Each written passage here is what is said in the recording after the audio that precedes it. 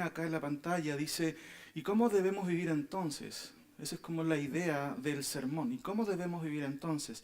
Si hacemos un pequeño resumen, yo esta mañana, básicamente más que un estudio, quiero hacer una pequeña reflexión, un sermón, como se puede llamar. Y es muy interesante, hermanos, porque la epístola misma, como les dije la otra vez, como que nos va sugiriendo eso. Fíjense que en los primeros capítulos el autor habla de doctrina, doctrina pura. Pero en estos últimos capítulos está haciendo llamados a sus oyentes. Les da el conocimiento, ¿cierto?, de quién es Dios, para después llamarlos y exhortarlos a vivir de acuerdo a ese conocimiento.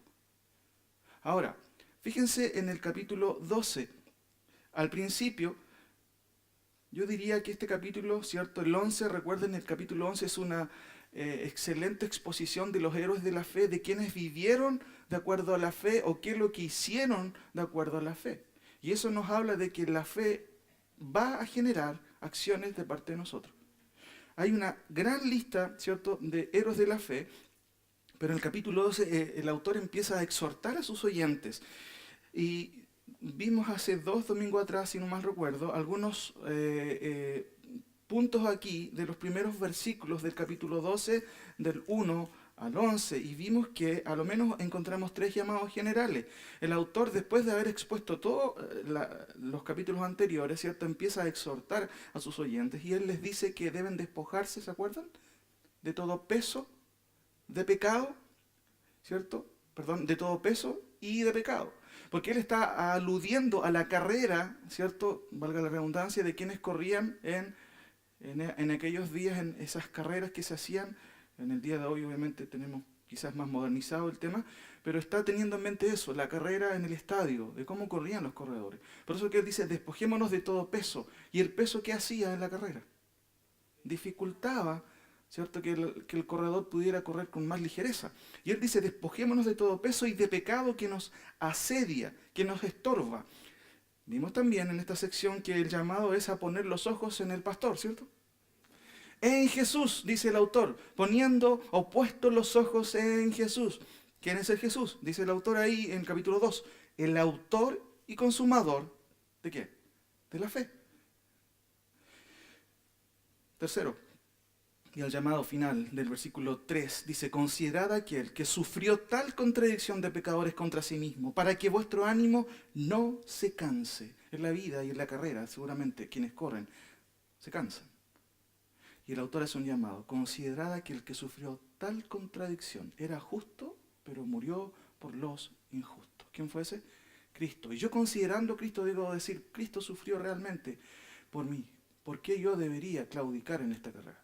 Entonces el llamado aquí es aceptar la disciplina de parte de Dios. Y el versículo 12, en adelante, lo que vamos a ver esta mañana, sigue, ¿cierto?, con esta, digámoslo así, característica, la exhortación de los oyentes. Y a lo menos, mis queridos hermanos, vemos varias cosas en este capítulo.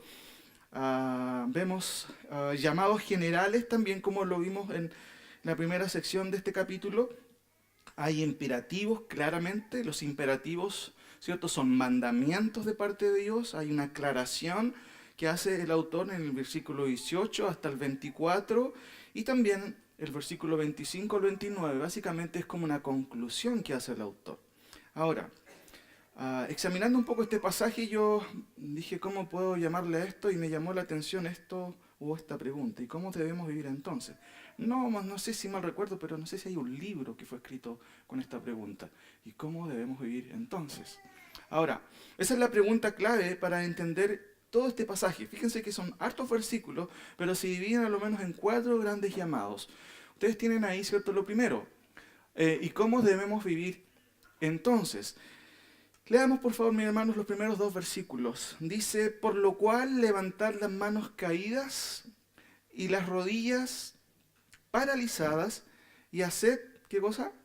Sendas derechas para vuestros pies, para que lo cojo no se salga del camino, sino que sea sanado. Ahora, ¿cuál es el primer llamado? El primer llamado, mis queridos hermanos, es vuelve a la carrera. Ese es el primer llamado, si podemos resumirlo. ¿Por qué razón? Fíjense que el autor sigue tomando la figura del atletista y dice, por lo cual, ¿cierto? O en vista de lo anterior, de que tienes que poner tus ojos en Cristo, de que tienes que echar cualquier peso fuera de ti, cualquier pecado, sácalo de ti, acepta la disciplina. De hecho, todos los que corren son disciplinados. Así que teniendo esa actitud, bueno, levanta tus manos, ¿cierto? Y tus rodillas, muévelas, hace sendas derechas para que tu pie o lo que hay en ti cojo no salga del camino. Entonces, lo primero que hace el autor, en cierto sentido, es justamente llamarnos a volver a la carrera. Hermanos, en la vida a veces nosotros vamos a tener frustraciones o tristeza. Como creyentes también vamos a pasar muchas veces tristezas, injusticias, muchas cosas que a veces la vida nos trae, sufrimiento. Pero hermano, una de las cosas que como el autor dice aquí y toma la figura del atleta, no debemos hacer nosotros, es abandonar la carrera. Por eso que el autor lo primero que trata de decirnos con esto y con esta figura de, por lo cual, levantar las manos caídas. ¿Ha visto a veces los atletas cuando ya no dan más? Quedan acostados en el suelo, se acuestan porque están cansados. Y el autor de Hebreos habla a los creyentes ahí, le dice, levanten sus manos, levanten las manos caídas, cansadas, ¿cierto? Y las rodillas paralizadas.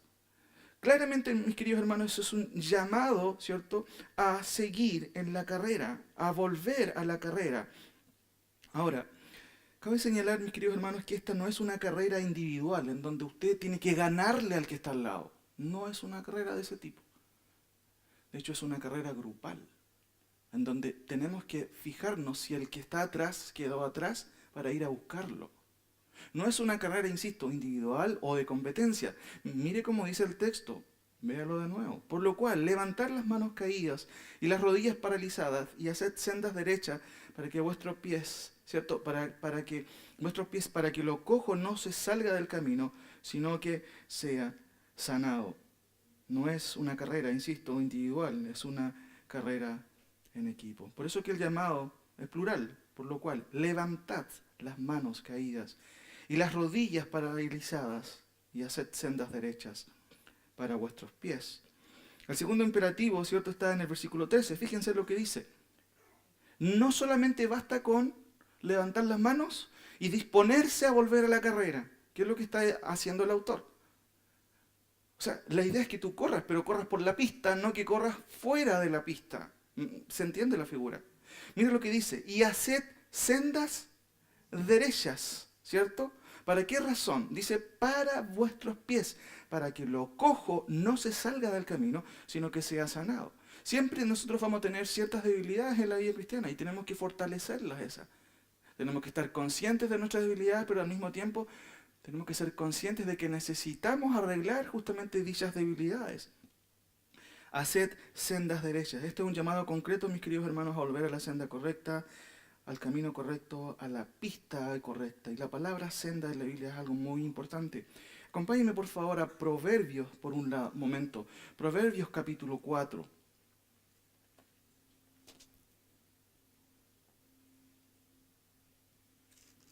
Perdón, Proverbios sí, 4. Capítulo 4, versículo 10. Fíjense qué interesante este pasaje aquí, que resalta la importancia del camino, la importancia de las sendas. Dice el versículo 10, si usted me acompaña, un par de versículos voy a leer ahí. Oye, hijo mío, y recibe mis razones, y se te multiplicarán años de vida. Por el camino de la sabiduría te he encaminado, y por veredas, como dice su Biblia, derechas te he hecho andar. Cuando anduvieres, no se estrellarán tus pasos, ¿cierto? Y si corrieres, no tropezarás. Y aquí, ¿cierto?, otro imperativo. Retén el consejo, no lo dejes, guárdalo, porque eso es tu vida. Miren, no entres por la vereda, ¿de quién? De los impíos. Ni vayas por el camino, ¿de quién?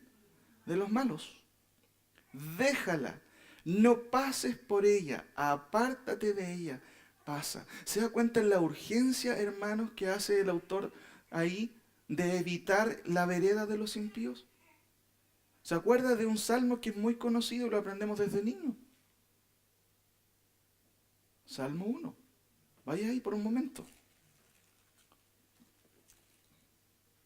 Es un versículo que muchos de nosotros aprendimos desde niño y teníamos que aprenderlo de memoria. Si no, mire cómo dice: bienaventurado el varón que no anduvo en consejos de ¿qué? De malos, ni estuvo en camino de pecadores. ¿No escuchó usted alguna vez en su casa, cierto? Dime con quién andas y quién eres. ¿Por qué te juntas con este? ¿Por qué te juntas con este otro? ¿No escuchó eso? Consejos de los padres en este caso. Pero mire qué interesante, sigo leyendo el Salmo antes de volver al pasaje que nos toca esta mañana. Dice: ni estuvo en camino de pecadores, ni en silla de escarnecedores se ha sentado, sino que la ley de Jehová está a su delicia, y en su ley medita de día y de noche. ¿Cuál es la consecuencia? Bueno, dice, será, y en original se traduce, es como un árbol plantado junto a corrientes de agua, que da su fruto en su tiempo y su hoja no cae, y todo lo que hace prosperará. No así los malos, que son como el tamo que arrebata el viento. Por tanto, no se levantarán los malos en el juicio, ni los pecadores en la congregación de los justos, porque Jehová conoce el camino de los justos. Mas la senda, fíjense, de los malos perecerá. La importancia del camino. Volvamos a Hebreos 12. Y haced sendas derechas para vuestros pies, para que lo cojo no se salga del camino, sino que sea sanado. ¿Cuál es el primer llamado? Vuelve, ¿a dónde? A la carrera.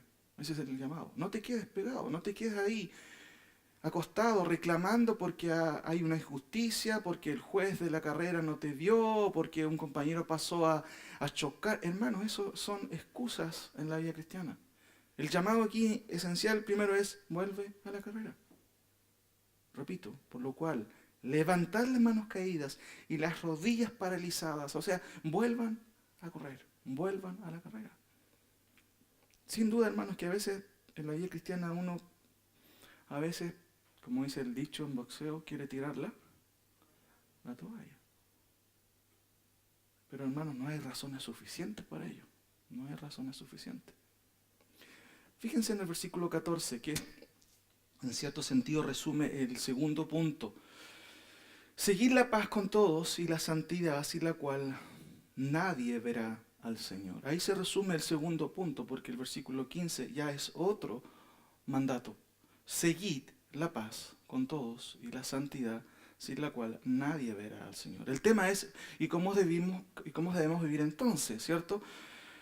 Lo primero, ¿qué debemos hacer? Volver a la carrera. ¿Cuál es la idea de este versículo? Versículo 14.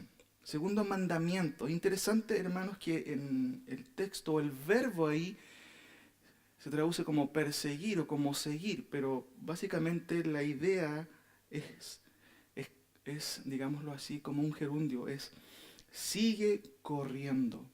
Por eso que el segundo punto aquí es: sigue corriendo y hazlo bien, o sigue corriendo bien. El primero es: vuelve a la carrera.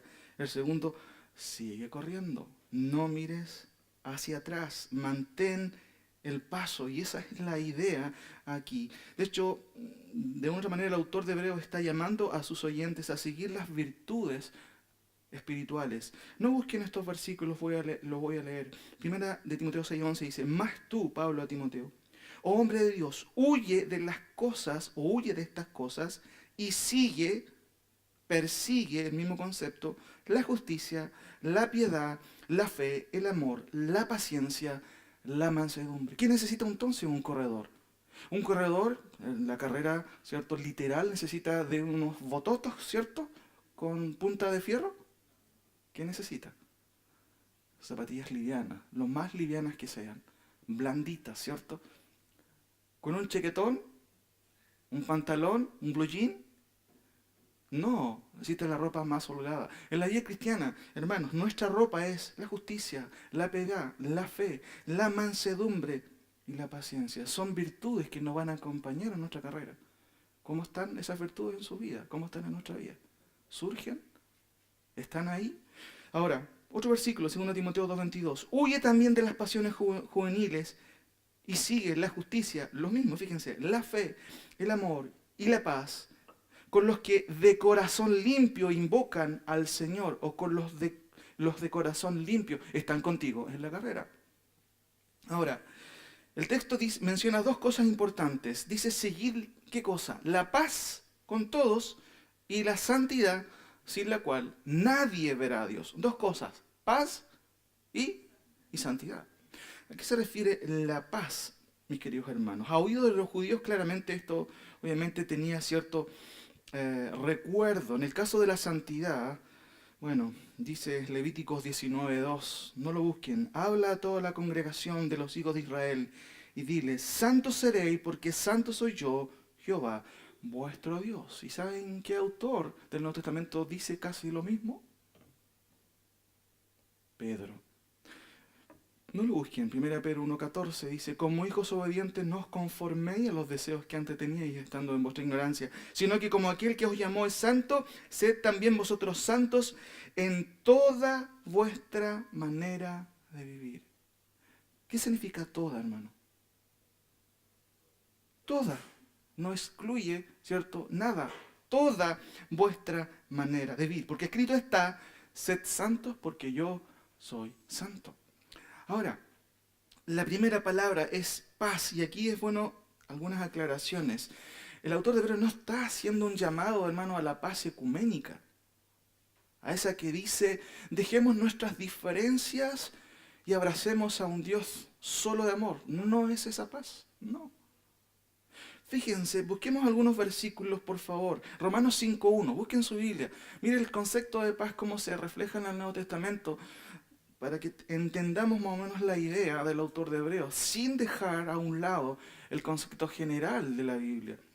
Romanos 5:1, el concepto de paz es muy interesante aquí, porque habla de qué es lo que es la verdadera paz. Hay un himno bastante hermoso que se llama Paz, cuán dulce paz. No sé si está en nuestro himno, creo que sí. Paz, cuán dulce paz. Ahora, ¿qué dice Romanos, hermanos? Justificados pues por la fe, ¿qué tenemos? Paz para con Dios. Bueno, ¿y qué teníamos antes? Enemistad, beligerancia con Dios, claramente. Justificados pues por la fe, tenemos paz. Y el concepto de paz ahí tiene que ver con reconciliarse con Dios. De eso la palabra griega es eirene. De ahí viene el nombre Irene, también bien relacionado. Eirene significa volver a reconciliar, volver a unir. Y la idea ahí, justificados pues por la fe, tenemos paz. Nos hemos vuelto a reconciliar con Dios. Lucas 2:14, mire qué interesante, nace Cristo y hay un cántico, hay un dicho ahí también de los ángeles. Lucas 2:14.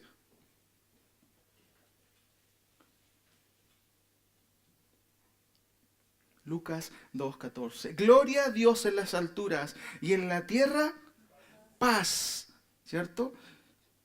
Buena voluntad para con los hombres. Hay unas versiones que traducen mal este versículo. La idea ahí es que llegó el Salvador por medio de él. No es que va a haber paz mundial.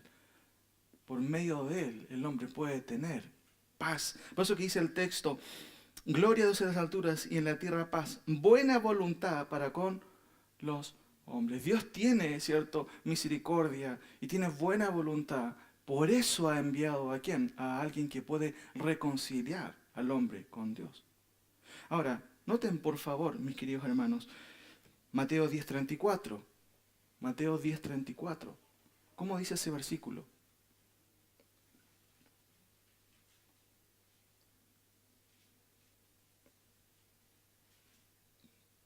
No penséis que he venido para traer paz a la tierra. No he venido para traer paz, sino, ¿qué cosa?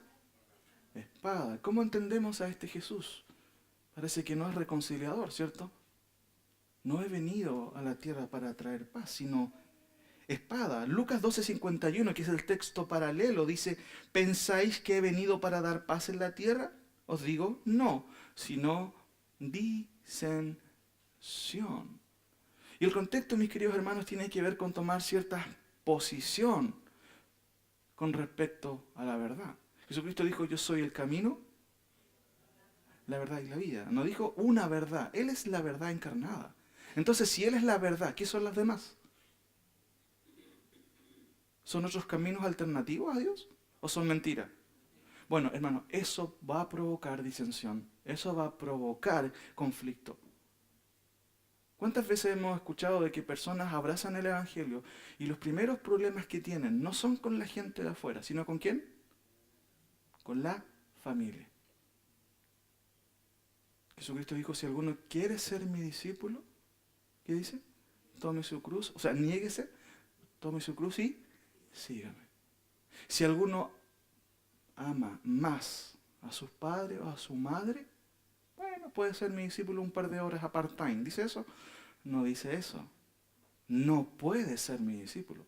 ¿Se da cuenta que seguir a Cristo implica tomar posiciones de prioridad? ¿Quién es primero en mi vida? ¿Quién es primero? Ahora, teniendo en cuenta, digámoslo así, el contexto general de este concepto de cómo se usa, otro versículo dice, la paz os dejo, mi paz os doy, yo no la doy como el mundo la da. No se turbe vuestro corazón ni tenga miedo. Precioso versículo cuando hemos pasado por dificultades. Pero hermano, la paz, básicamente desde el punto de vista, digámoslo así, de la salvación, solo se encuentra en nuestra reconciliación con Dios a través de la fe en Cristo. Justificados pues por la fe, tenemos paz para con Dios. Ahora, el versículo dice 14, seguid la paz con todos. Y esto es muy interesante. Con todos significa con todos, no solamente con los creyentes, sino que también con quienes no lo son. Y la idea aquí del contexto de la paz tiene que ver con nuestra actitud frente a los demás. No nos confundamos, la paz no es un llamado al ecumenismo y a aceptar todo, no. Por eso es que Pedro, si se dan cuenta, en las hojas siguientes, tienen Santiago y tienen Pedro, que el autor de justamente el apóstol Pedro hace un llamado también a los creyentes ahí. Varias cosas él dice en esta epístola, reprende también a los falsos maestros constantemente, porque claramente el evangelio no puede ser, ¿cierto?, objeto de burla por un lado, o objeto digámoslo así, de superficialización de la fe. Por eso que el autor constantemente está llamando a los oyentes, ¿cierto?, a discernir la verdad, ¿cierto?, a poner, ¿cierto?, en primer lugar al Señor. Fíjense el versículo 15 del capítulo 3 de Primera de Pedro.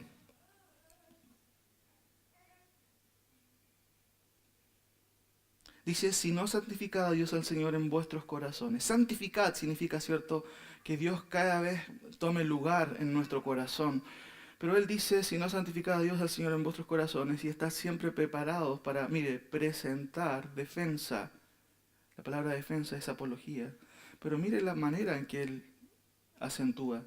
Con mansedumbre y reverencia. ¿Ante quién?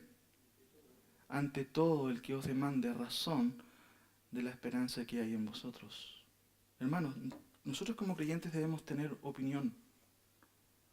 Por ser creyentes no significa que usted tiene que quedarse callado y aceptar todo, no. Un creyente debe tener opinión, pero la opinión desde el punto de vista bíblico. ¿Pero de qué manera? Con mansedumbre y reverencia. ¿Se acuerdan lo que dice Pablo a Timoteo con respecto a una de las características que tienen que tener los siervos del Señor? Miren, vaya por favor a segunda de Timoteo, por favor. Y es muy interesante aquí, segunda Timoteo capítulo 2, 24. 2:24. Insisto, este llamado a la paz, no se confunda, no es un llamado a la tolerancia, no es un llamado al ecumenismo religioso, no. Tiene que ver con una actitud, básicamente, de respeto, pero no así, ¿cierto?, de aceptar cada cosa. Mira lo que dice el versículo 24. Porque el siervo del Señor no debe ser contencioso, ¿cierto? que siempre ande buscando pelea, sino amable. Mire qué interesante. ¿Para con quién? Otra vez se repite. Para con todos, apto para enseñar, sufrido. Mire, que con mansedumbre, ¿qué haga? Corrija. ¿A quiénes? A los que se oponen, y esto es muy interesante, por si quizás Dios les conceda que se... Bueno, ¿de dónde viene el arrepentimiento? ¿Acaso es algo que yo genero? ¿Se dan cuenta?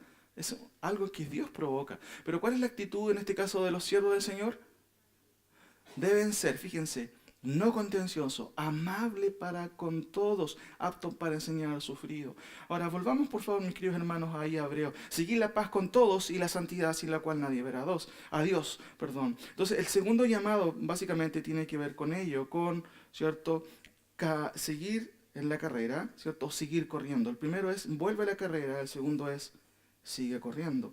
Pero no quiero dejar pasar también otro pasaje interesante, Romanos 6, 20 al 23, por favor, mis queridos hermanos. La santidad también es un don de Dios, no hay que olvidarlo.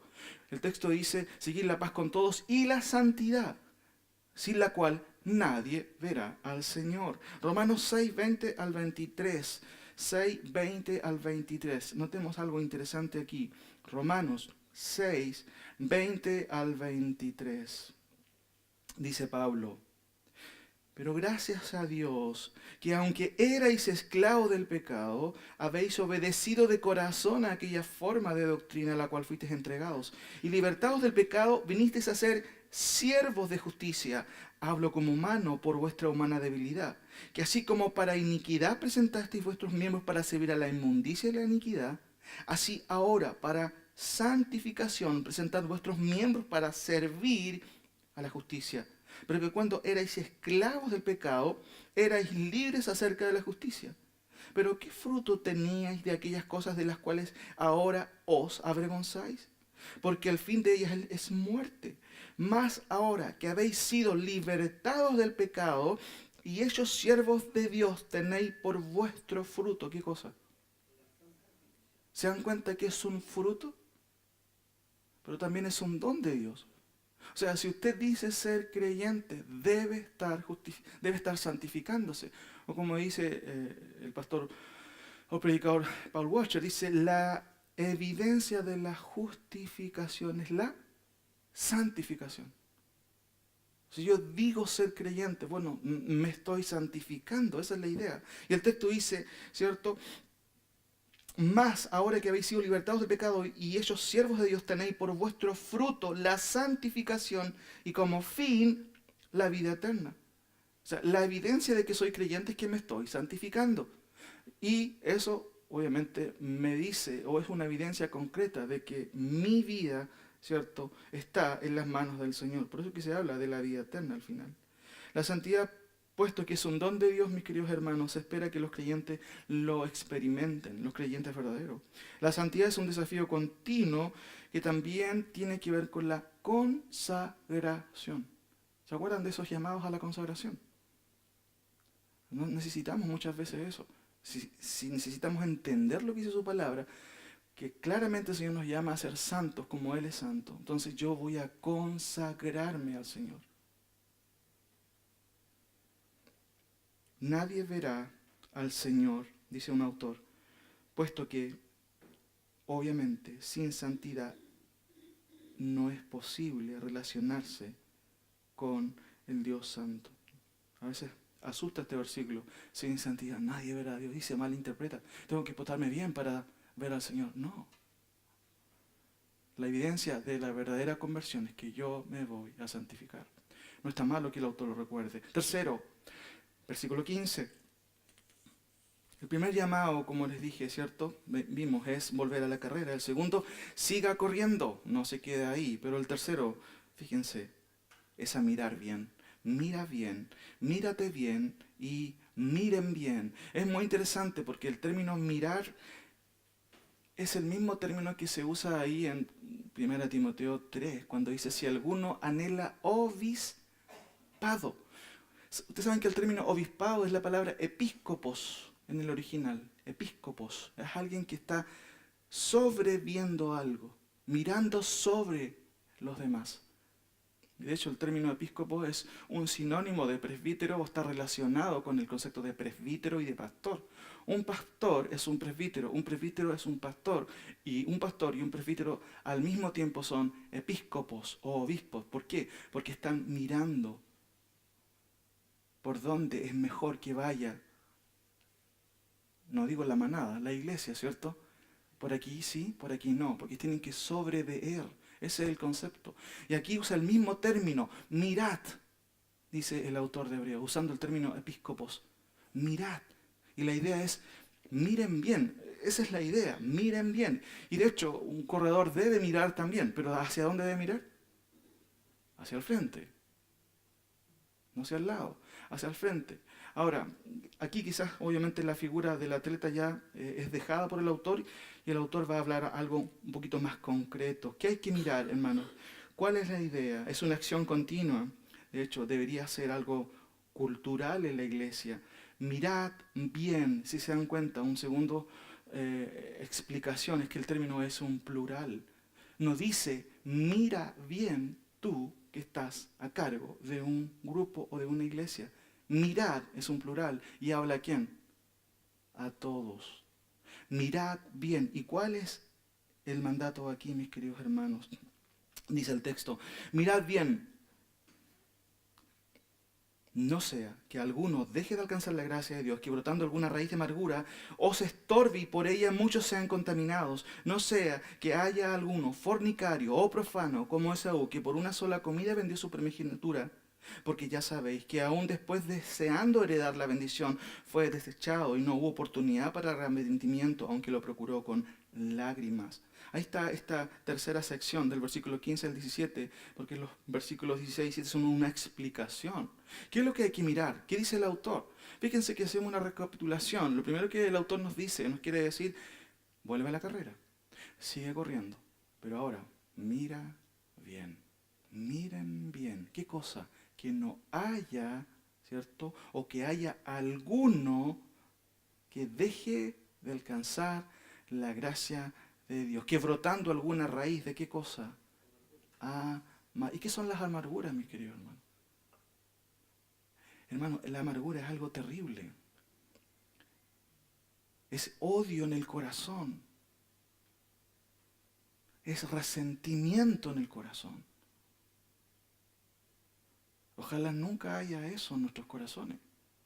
Porque mire lo que provoca la amargura. ¿Se dio cuenta de lo que dice el texto? ¿Qué hace la amargura? Contamina. Contamina.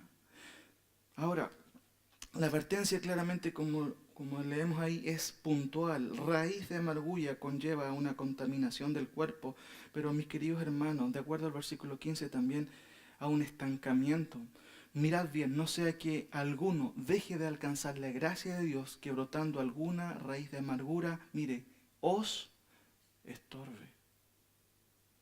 Claramente, no solamente una raíz de amargura estorba a quien la experimenta, sino también al cuerpo mismo. ¿No somos un cuerpo como iglesia? Pero fíjense el llamado, es plural. Mirad bien. Tengan cuidado en que haya alguien que tenga una raíz de amargura. Ahora, no solo es la amargura que contamina, el autor va a tomar otros ejemplos, versículo 16. No sea, dice también, que haya algún fornicario, ¿cierto? Que es un fornicario, es una persona, ¿cierto?, que no tiene control de su sexualidad y tiene relaciones sexuales a diestra, por decirlo de algún modo, a diestra y a siniestra, o un profano, un idólatra, ¿cierto? Como Esaú, que por una sola comida vendió su primogenitura. Porque ya sabéis que aún después deseando heredar la bendición fue desechado y no hubo oportunidad para el arrepentimiento. Ahora, miren lo interesante, el texto 15 dice, mirad bien, no sea que alguno deje de alcanzar la gracia de Dios que brotando a raíz de amargura. Pero el texto, versículo 16, ya no trata con los problemas, ¿cierto?, que dificultan la vida espiritual. Va a hablar de personas. Por eso que el texto dice, no sea que haya algún fornicario. El autor no separa las cosas. ¿Me entiende?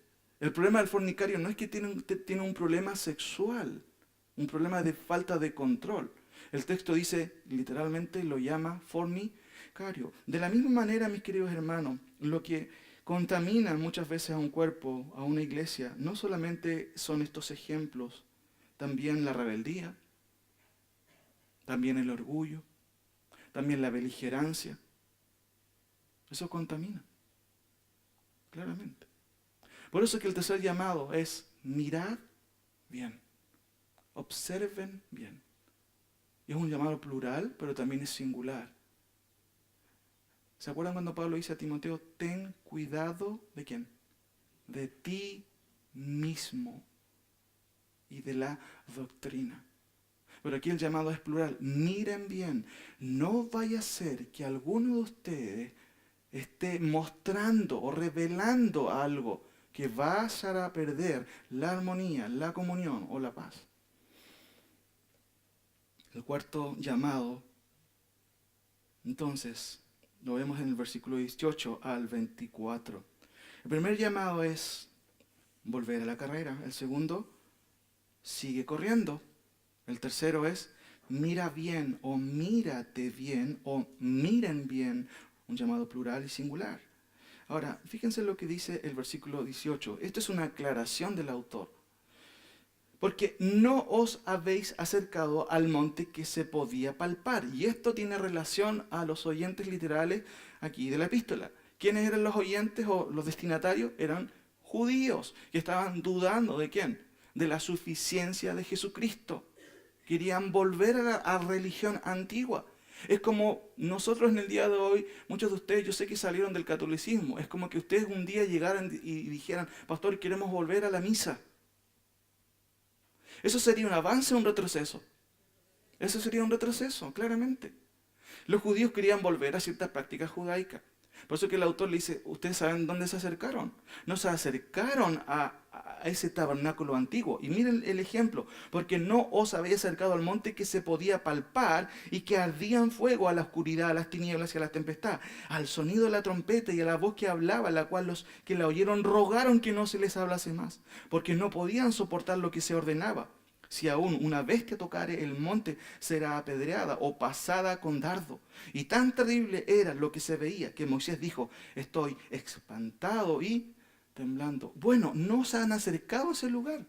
¿Dónde se han acercado? ¿Qué dice su Biblia? Versículo 22. Sino que os habéis acercado al monte de Sión, a la ciudad del Dios vivo, Jerusalén la celestial, a la compañía de muchos millares de ángeles, a la congregación de los primogénitos que están inscritos en los cielos, a Dios el juez de todos, a los espíritus de los justos hechos perfectos, a Jesús el mediador del nuevo pacto y a la sangre rociada que habla mejor que la de Abel. Es muy interesante porque son varias cosas. ¿A qué se refiere el autor? Recuerden, el autor original, valga la redundancia, está hablando a qué tipo de destinatario. A judíos. ¿Les suena a ellos Sion?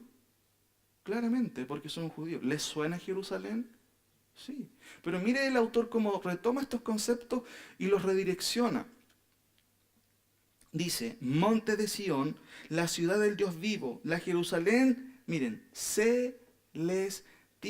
Hay una palabra clave también, la ciudad celestial, a la compañía de muchos millares de ángeles, a la congregación de los primogénitos que están inscritos, otra vez se menciona, en los cielos, al Dios, el juez de todos, a los espíritus de los justos, se refiere a creyentes del Antiguo Testamento, hechos perfectos, y por supuesto, ¿a quién ha hecho todo posible?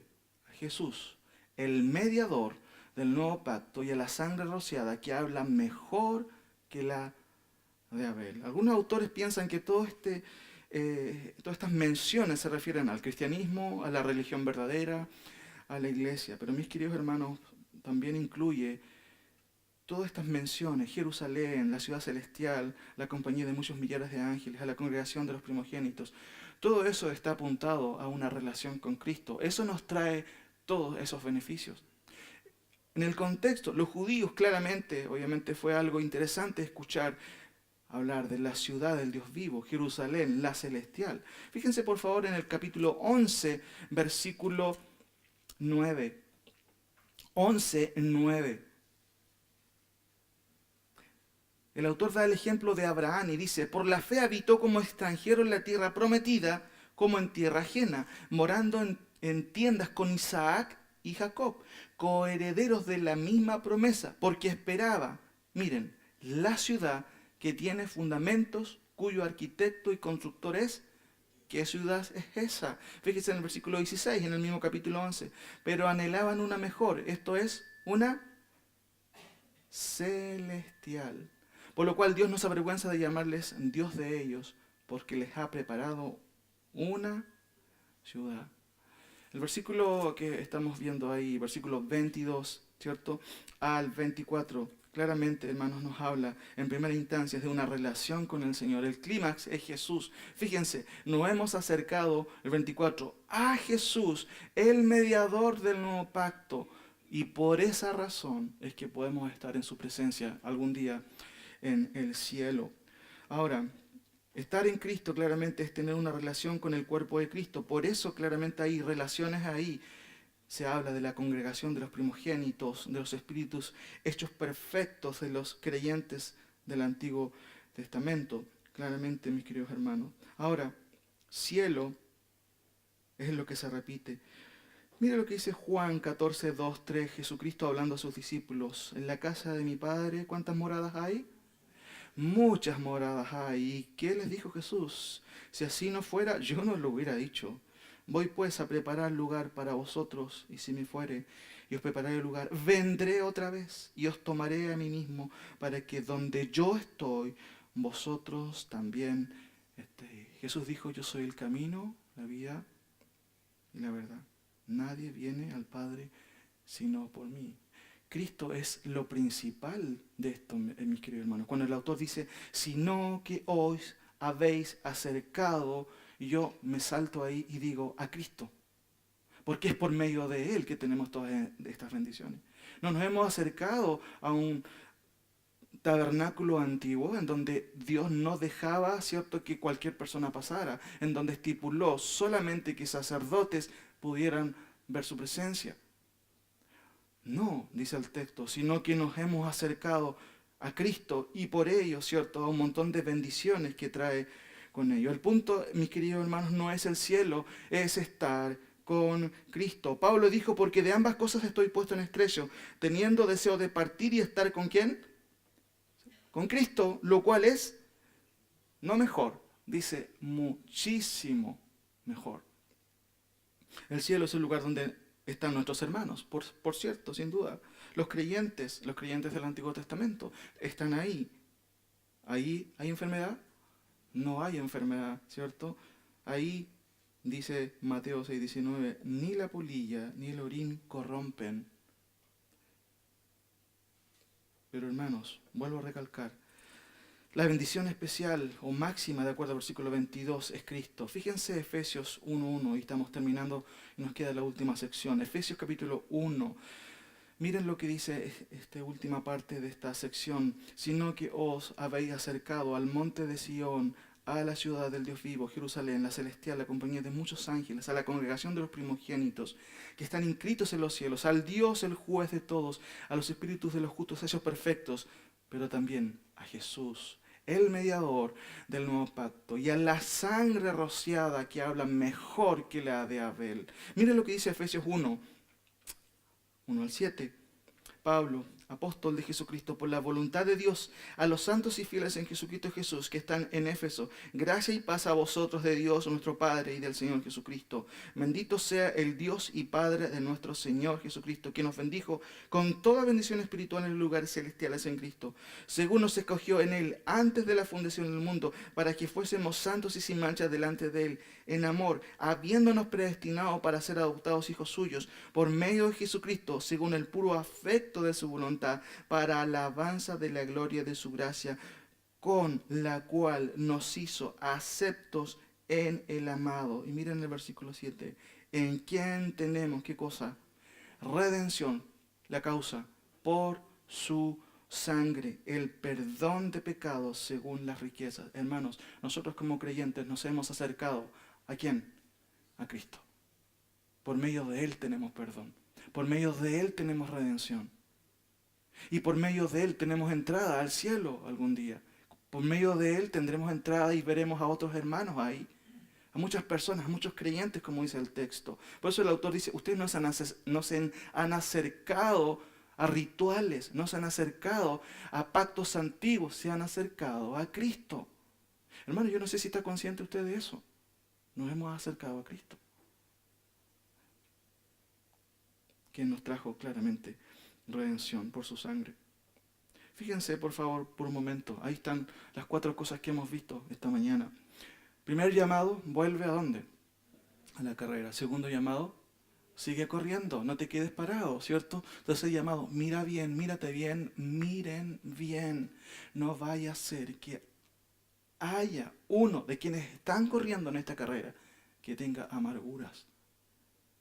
Por favor, miren bien. Hay una urgencia ahí en ese llamado. Y cuarto, mira el objetivo de la carrera. El autor vuelve a repetir lo que dijo en los primeros capítulos. ¿Cuál es el objetivo de la carrera? Fíjense, cuando el autor dice, ustedes no se han acercado a rituales antiguos, a pactos antiguos. ¿A dónde se han acercado? A Jesucristo. A Cristo nos hemos acercado, mis queridos hermanos. Por eso que el autor en el versículo 25 y 28 básicamente nos da una conclusión. ¿Y cuál es la conclusión? Y con esto voy terminando, mis queridos hermanos. Leamos, dice el versículo 25 al 29. Mirad que no desechéis al que habla. El autor aquí se remite literalmente a sus destinatarios originales. No me rechacen. Eso es lo que está diciendo el autor. Yo les estoy exhortando a ustedes, judíos, que tienen dudas en cuanto a si Cristo es suficiente. No me rechacen. Les acabo de demostrar la superioridad de Cristo y ahora los estoy exhortando a que no desechen lo que yo les acabo de hablar. Mis queridos hermanos, ¿cómo puedo aplicar eso yo? Porque yo no soy el autor de Hebreos para decirle a ustedes, no desechen lo que yo les he hablado. ¿Cómo lo puedo aplicar? Ahora, hermanos, somos instrumentos de Dios los que estamos aquí, quienes predicamos su palabra, nada más. Y como instrumentos hay un cuidado en que hay que poner. Ignorar el instrumento de Dios, hermanos, es ignorar a Dios mismo, pero también esto acarrea, ¿cierto?, el juicio de Dios. En la medida que hoy el predicador predica la palabra de Dios y usted lo ignora, bueno, usted ignora el consejo de Dios. Y ignorar el consejo de Dios es ir directamente contra las rocas. ¿Qué le va a pasar? Va a hacerse pedazos. Mira lo que dice el autor. Mirad que no desechéis al que habla. Razón. Porque si no escaparon aquellos que desecharon al que los amonestaba en la tierra, Moisés, mucho menos nosotros, si desecháremos al que amonesta desde los... Bueno, hermanos, ¿quién está hablando ahora? Ustedes pueden mirar al pastor, pueden mirar a quien esté, a los ancianos, quienes predican también. Pero es el Señor el que habla a través de su palabra. No deseche la palabra del Señor. Ahora, 26 dice, leo desde antes, mirad que no desechéis al que habla, porque si no escaparon aquellos que desecharon al que los amonestaba en la tierra, mucho menos nosotros si desecharemos al que amonesta desde los cielos. La voz del cual conmovió entonces la tierra, pero ahora ha prometido diciendo, aún una vez y conmoveré no solamente la tierra, sino también el cielo. Y esta frase, aún una vez, indica la remoción, ¿cierto? La desaparición de todas las cosas movibles como cosas hechas para que queden las que no se pueden mover. Eso se llaman inconmovibles. Así que, recibiendo nosotros un reino que no se puede mover, tengamos, ¿qué cosa? Amargura o gratitud. Esto podría ser concretamente un antónimo de amargura. Gratitud, y mediante ella sirvamos a Dios agradándole con temor y reverencia. ¿Por qué razón? Porque nuestro Dios es Dios o es fuego consumidor. El versículo 26, hermanos, revela que Dios, así como castigó la incredulidad, conmoverá la tierra y el cielo. Fíjense lo que dice 2 de Pedro 3:10, no lo busque, se lo leo. Porque el día del Señor vendrá como ladrón en la noche, en el cual los cielos pasarán con gran estruendo, y los elementos ardientes serán deshechos, y la tierra y las obras que en ellas hay serán quemadas, las cosas movibles. Versículo 27, el autor aclara algo más. ¿Qué quedará después de la destrucción de Dios, de su juicio? Dice el texto, lo inconmovible. Hermanos, ¿qué es lo inconmovible? ¿Qué cosa? Él está haciendo una comparación. Viene el día del juicio de Dios. Las cosas movibles van a desaparecer. Pedro también lo complementa. Viene el día del Señor, en donde va a traer sus juicios. Acuérdense, mis queridos hermanos, Cristo nace en primer lugar, en un lugar, Belén. ¿Cómo nace ahí? ¿Con todas las pompas? Humilde. Pero la Biblia dice que Él va a volver, pero va a volver de otra manera, con juicio. Pero el texto dice que Él va a remover todas las cosas movibles, su casa, su cuenta millonaria que tiene. ¿Va a poder mantenerse? No. ¿Se acuerdan el versículo cuando Jesús habla al hombre rico? Que empieza a depositar y agrandar sus graneros. ¿Y cuál fue el mensaje para él de parte de Dios? Necio, esta noche vienen a buscar tu alma y todo lo que has ahorrado, ¿para quién crees que será? Hermanos, lo inconmovible es la vida eterna, es la salvación. ¿Usted es salvo? ¿Tiene la salvación? Es la única manera que podemos estar tranquilos, porque todo va a desaparecer. Hasta nuestro cuerpo, ¿cómo va a terminar en el cementerio? Usted sabe. Pero nuestra alma, hermano, es lo inconmovible, si Dios nos ha salvado, si somos realmente salvos. Por eso que el autor dice, así que en vista de esta situación, ¿cierto?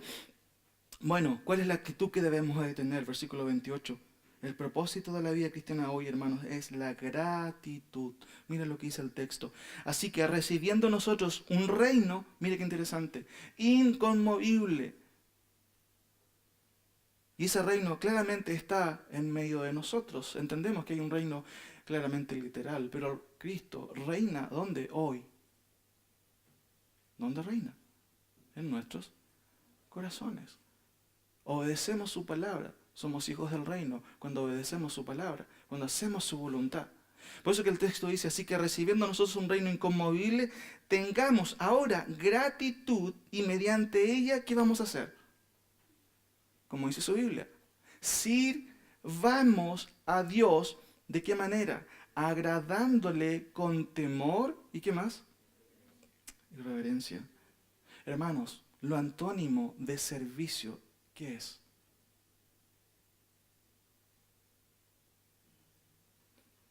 Para que no sea difícil, no servir. Pero desde el punto de vista bíblico, es ingratitud. Es ingratitud. Cuando usted entiende, hermanos, qué ha hecho el Señor por nosotros, lo que uno debería decir, Señor, ¿para qué te puedo ser útil? O Señor, ¿dónde quieres que vaya? Repito, miren lo que dice el texto. Así que recibiendo nosotros un reino inconmovible, tengamos gratitud. Lo repito, tengamos gratitud. La manera en que usted refleja la gratitud de acuerdo a lo que dice su palabra, hermanos, es sirviendo al Señor. No dice el texto claramente, y mediante ella, ¿qué cosa? Mediante la gratitud, sirvamos a Dios, agradándole con temor y reverencia. ¿Por qué razón? Porque nuestro Dios es fuego consumidor. Ojalá, hermanos, el motivo de nuestro servicio no sea que tengamos miedo, sino sea la gratitud por lo que Él ha hecho por nosotros. ¿Cómo debemos vivir entonces como creyentes? Volviendo a la carrera. ¿Alguna vez hizo una profesión de fe usted? ¿Está corriendo la carrera o está sentado observando cómo todos corren? Vuelva a la carrera, ¿cierto? Claramente. Siga corriendo. ¿Qué cosa? Mire bien nuevamente que no haya nada que estorbe su camino, su vida cristiana. Y tercero, ¿dónde debe estar el enfoque? Dice el texto ahí, o dice el cuarto punto, mira el objetivo de la carrera. El texto 22 dice, sino que os habéis acercado al monte de Sión. Y mencionan varias cosas, pero en esencia nos hemos acercado, mis queridos hermanos, a Cristo. Hermanos, el Señor nos ayude no solamente a entender esto, sino también, como dice el último versículo, a servir al Señor. Un corazón que es salvo es un corazón agradecido. Y un corazón agradecido, ¿sabe lo que va a hacer? Va a servir al Señor. ¿Está dispuesto usted a hacerlo? Oremos.